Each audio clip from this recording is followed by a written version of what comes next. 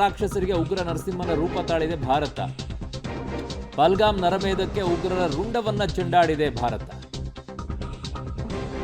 ಶೋಪಿಯಾನ್ನಲ್ಲಿ 3 ರಾಕ್ಷಸರ ಸಂಹಾರವನ್ನ ಮಾಡಿರೋದು. ಶೋಪಿಯಾನ್ನಲ್ಲಿ ಅಮಾಯಕರ ರಕ್ತ ಹರಿಸಿದ್ರೆ ನಿಮ್ಮ ರುಂಡ ಚೆಂಡಾಡ್ತೀವಿ ಅಂತ ಹೇಳಿ. ಆ ಫೋಟೋಗಳನ್ನು ನಿಮಗೆ ತೋರ್ಸಕ್ಕಾಗಲ್ಲ, ಬಟ್ ಮುಖ ಹೆಂಗಿದೆ ಅಂತಂದ್ರೆ ಅಪ್ಪಪ್ಪಪ್ಪ ಹೆಂಗ್ ಹೊಡೆದಿದ್ದಾರೆ ಅದನ್ನ. ಇಲ್ಲಿಯವರೆಗೂ ಈ ರೀತಿಯಾಗಿ ಟೆರರಿಸ್ಟ್ಗಳನ್ನ ಹೊಡೆದ ತಕ್ಷಣ ಇಂಥವ್ರು ಹೊಡೆದಿದ್ದೀವಿ ಅಂತ ಅಷ್ಟೇ ಹೇಳ್ತಾ ಇದ್ದು, ಫೋಟೋಗಳನ್ನು ಆಚೆಗೆ ಹೇಳ್ತಿರ್ಲಿಲ್ಲ.